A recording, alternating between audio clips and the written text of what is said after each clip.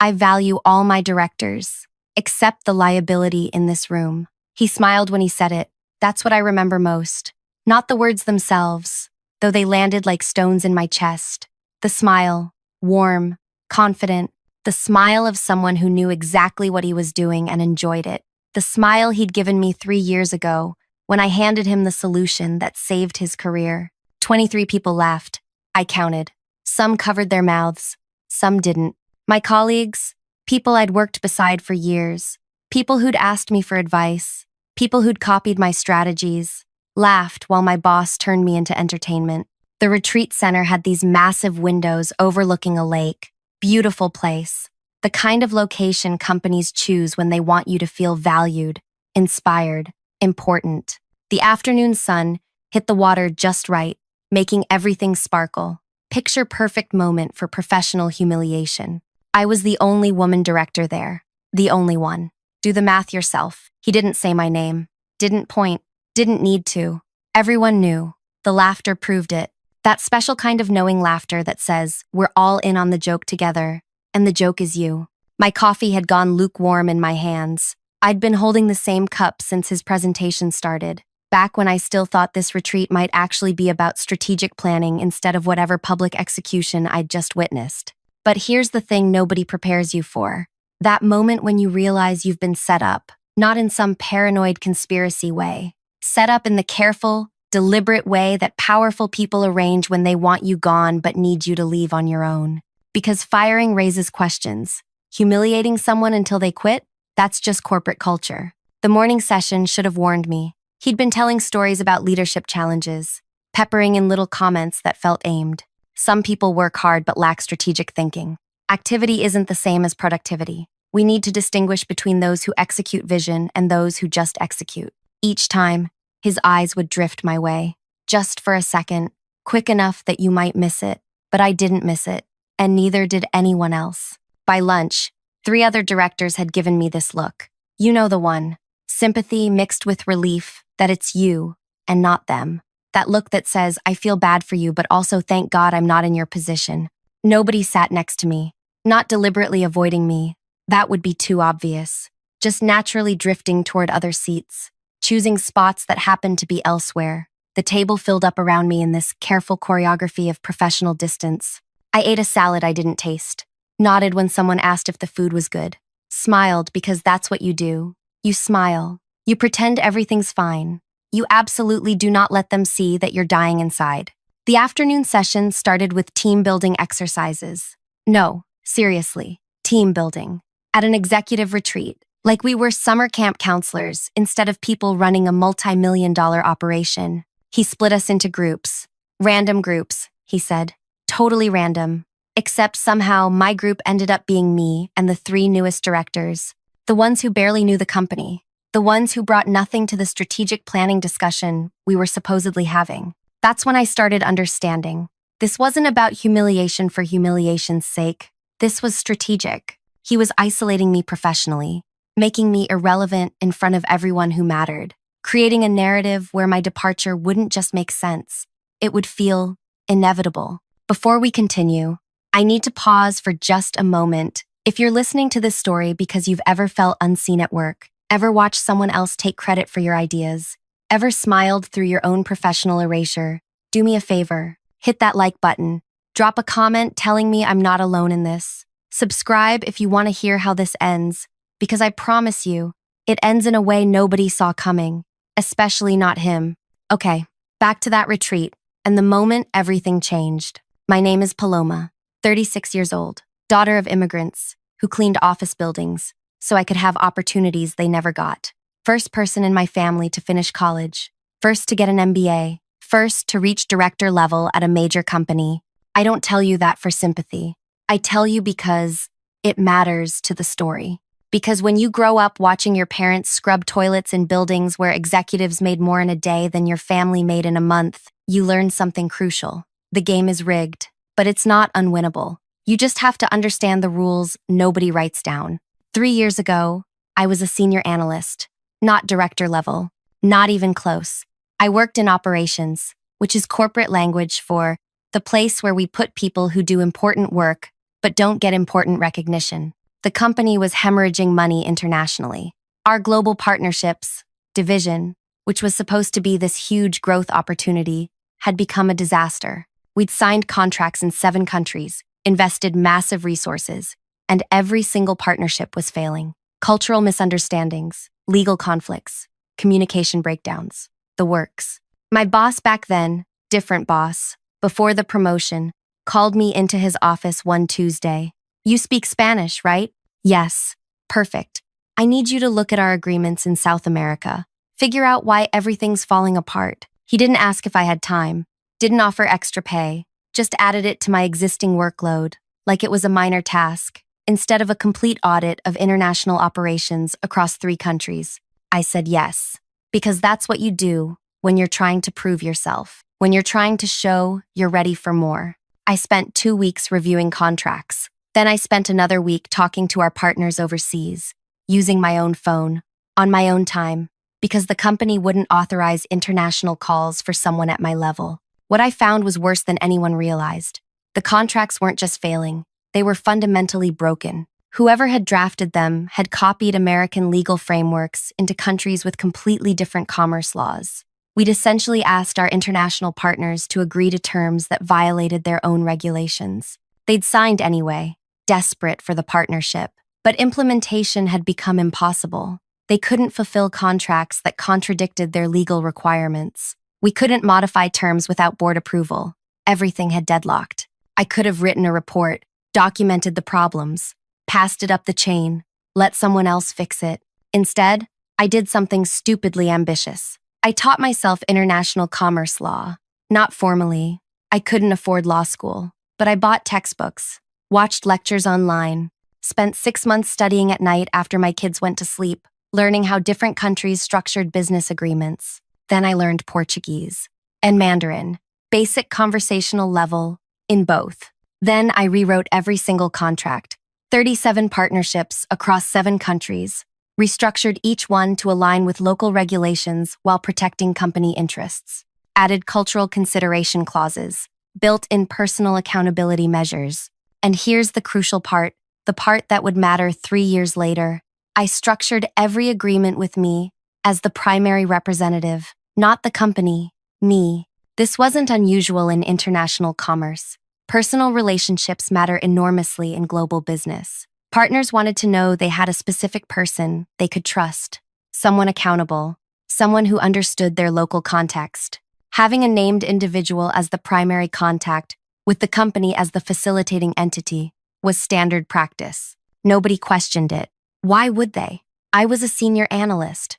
Nobody was paying attention to contract language written by someone that junior.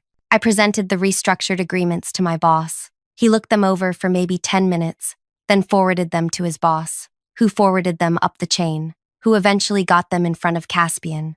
Caspian, chief operating officer back then, ambitious, charismatic, brilliant at making other people's ideas sound like his own insights. He called me into his office 3 days later. Huge office, 9th floor, windows overlooking the city. The kind of space that reminds you exactly where you stand in the hierarchy. "These contracts," he said, tapping my proposal. "This is exceptional work." My heart actually lifted. Stupid, naive hope. "I'd like your permission to present this to the board as a comprehensive restructuring strategy for our international division." "Of course," I said. "Should I prepare materials for the presentation?" "No need. I'll handle it. You've done enough. Really tremendous work." He presented it 2 weeks later. I heard about it secondhand. Someone from accounting mentioned that Caspian had given this amazing presentation about saving the international division. Visionary thinking. Strategic brilliance. My name never came up, but the strategy worked. God, did it work. Within 6 months, 28 of our 37 partnerships were operational again. Within a year, the international division went from massive liability to significant profit center. Revenue tripled, then tripled again. Caspian got promoted to CEO. His entire pitch was based on that turnaround.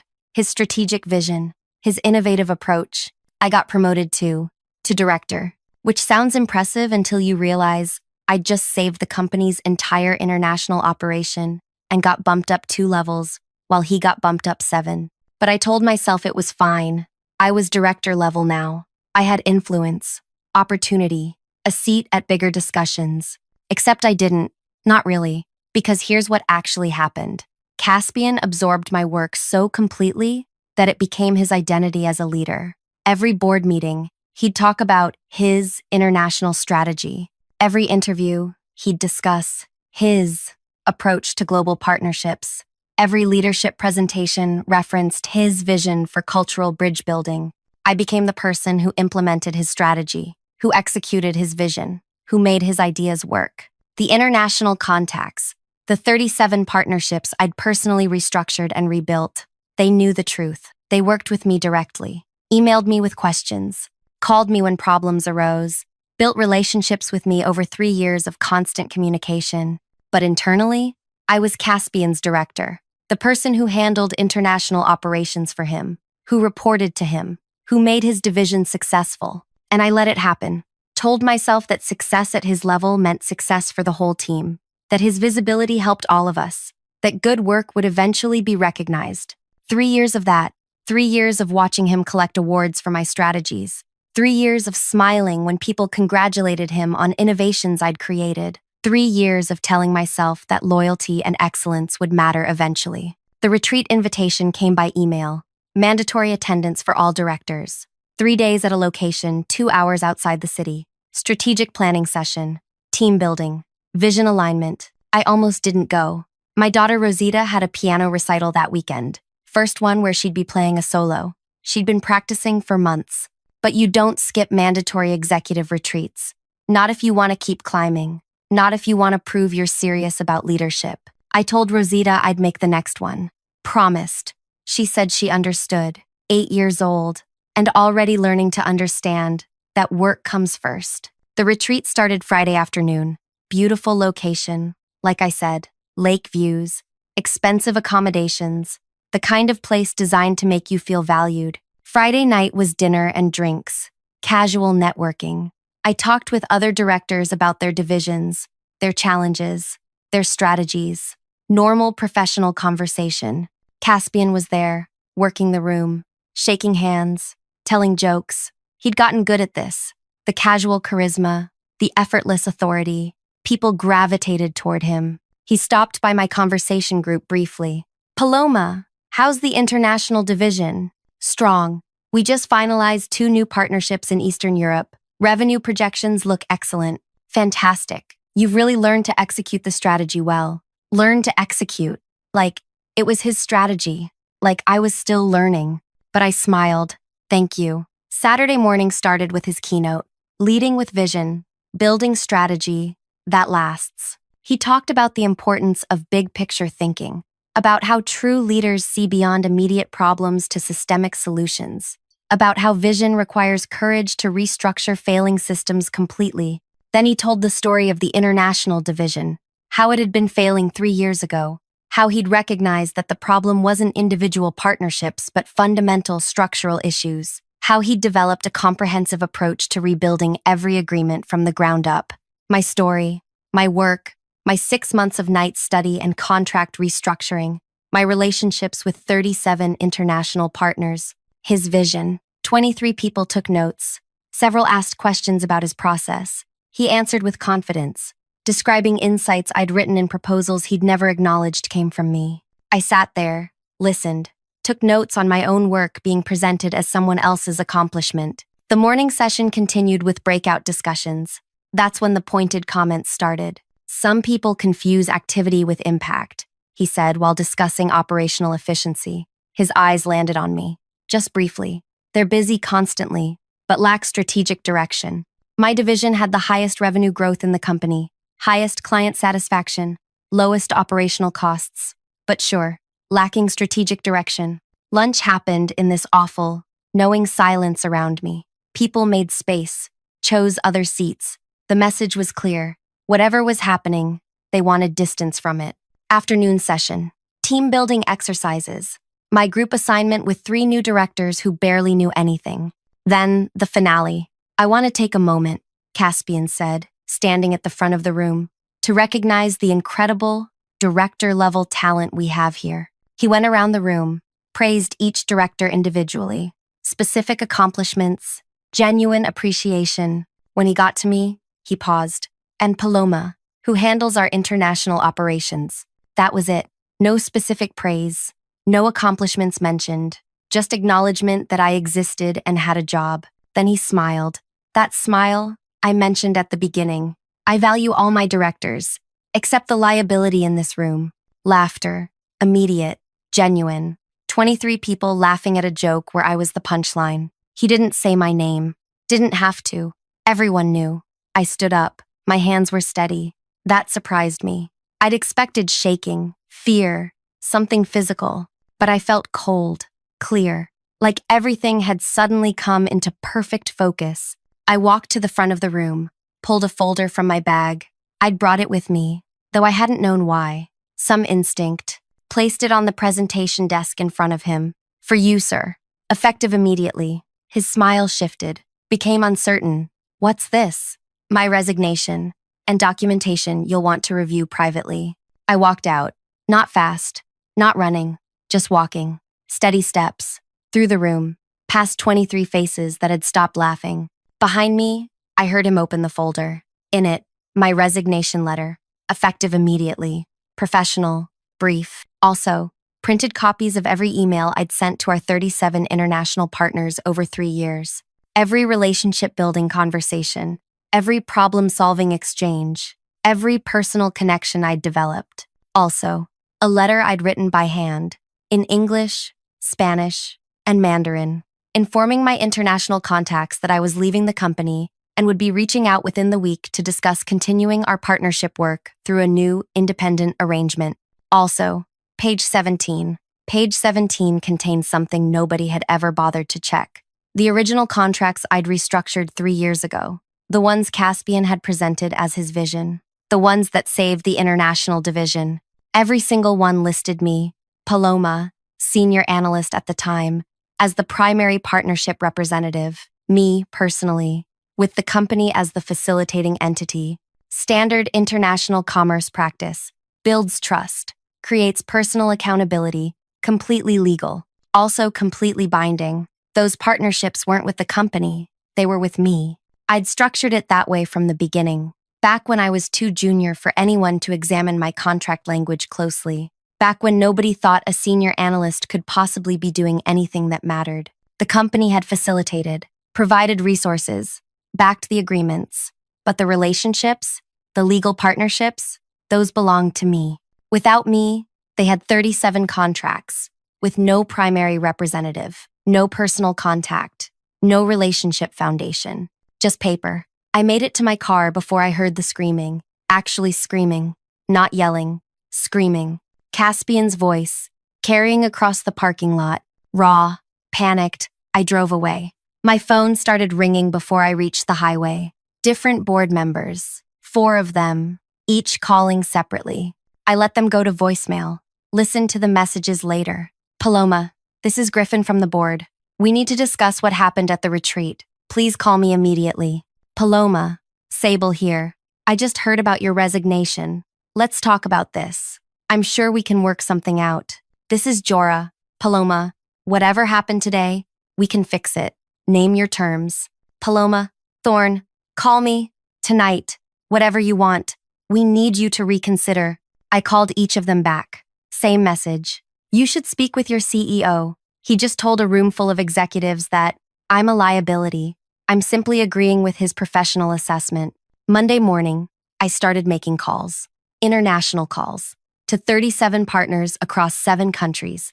Same conversation, different languages. This is Paloma. I've left my previous position. I'm establishing an independent consulting practice focused on international partnership development.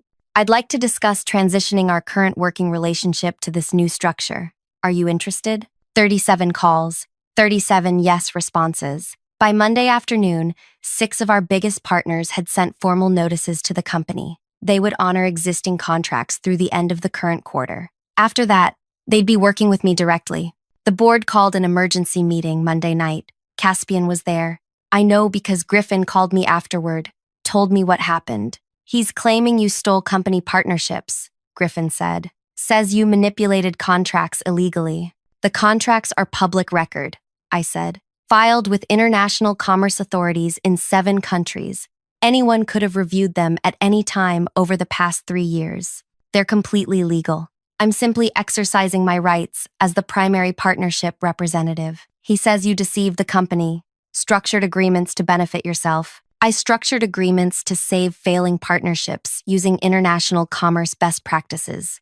The fact that nobody bothered to read what I wrote isn't deception, it's incompetence. Silence on the line. What would it take for you to stay? Griffin finally asked.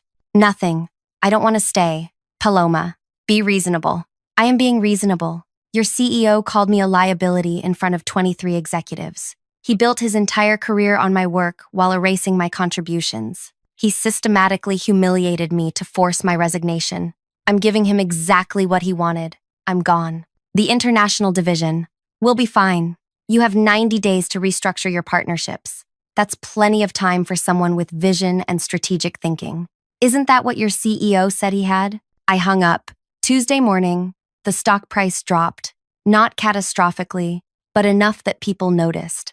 Enough that financial analysts started asking questions about the international division's stability. By Tuesday afternoon, 3 more partners had sent transition notices. Wednesday, the board announced organizational restructuring. Caspian was being moved to special projects, reporting directly to the board.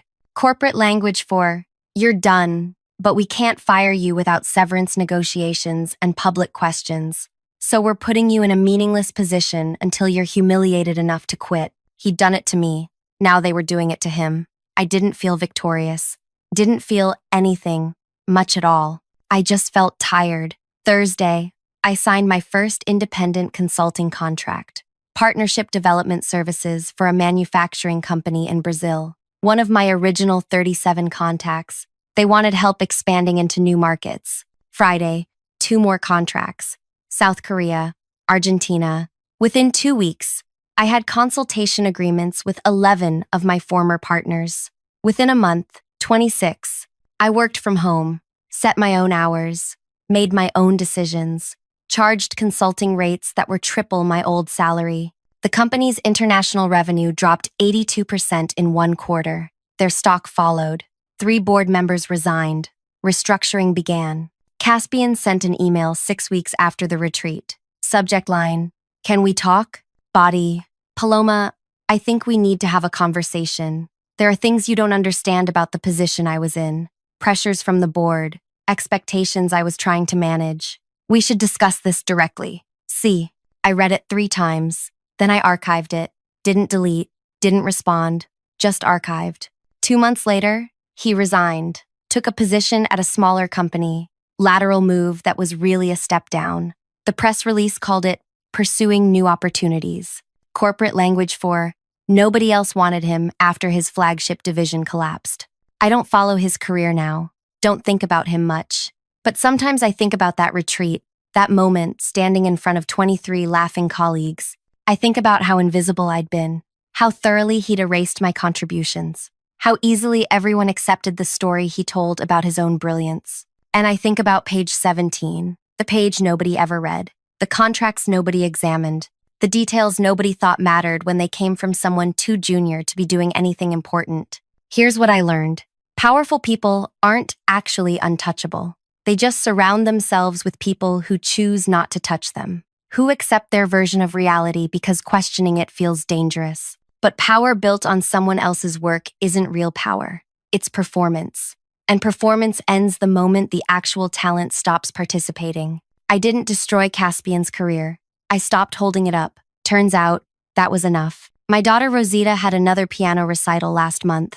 I was there, front row. She played beautifully. Afterward, she asked me about my work. "Do people know you're really good at your job now?" "The people who matter know," I said. "The people who pay you. The people I work with. The ones I help. Yes, they know." She thought about that. That's better than everyone knowing, right? Because they actually matter? "Yeah," I said. "That's better." I'm not going to tell you this story has a perfect happy ending. I still think about that retreat sometimes. Still feel that moment of 23 people laughing. Still carry the weight of 3 years spent being invisible while someone else collected awards for my work. But I also carry something else now. Something I didn't have before. Evidence that good work actually does speak for itself, just not always in the ways we expect.